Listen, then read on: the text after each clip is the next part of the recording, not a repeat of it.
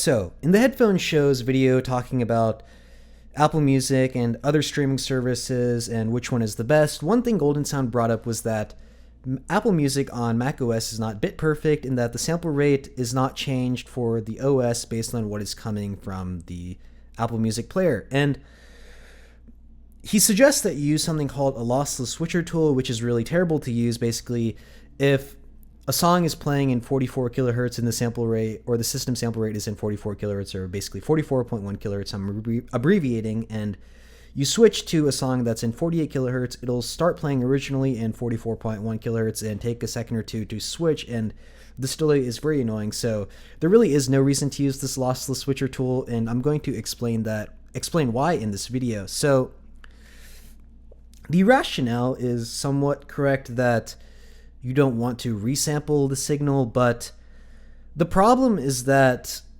resampling algorithms have gotten so good that there's really no reason to do something so stupid as using an app called a Lossless Switcher tool that literally destroys the user experience.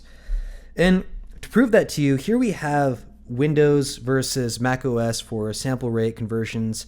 And as we can see, literally over 15 years ago, macOS was already below minus 160 dB for any distortion harmonics generated from sample rate conversion. And even Windows 10 is clearly above that, even though both are inaudible. macOS from 15 years ago had 0 audible harmonics. And before you say, oh my god, this is only for 1 kilohertz, here we have it for up to 20 kilohertz. We can see that sample rate conversion distortion is the same for all frequencies for macOS, and literally this was 15 years ago, so as I'm sure it's much better now than it even was then. So definitely do not use a stupid Lossless Switcher tool, because BitPerfect obviously does not matter at all when using macOS, because sample rate conversion is so good, and clearly there are no audible distortion harmonics being generated, and you can be rest assured that you are not losing any audio fidelity by not using a Lossless Switcher tool.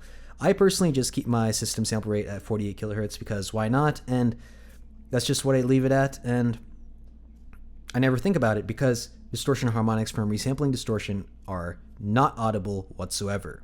I'd like to give a shout out to Zeruskin, Castello4141, Ninja Coma 3, Vsauce4, Wadiacre, Cinevri, Felix, Mild Bill, Christopher U, The ROFL Reaper, Tripped, Moonolos, Gabby D, Fofo, Tripped once again, and Base Gamer. Thank you guys for supporting the channel. Be sure to join the Apple House on Discord server, linked in the description if you haven't.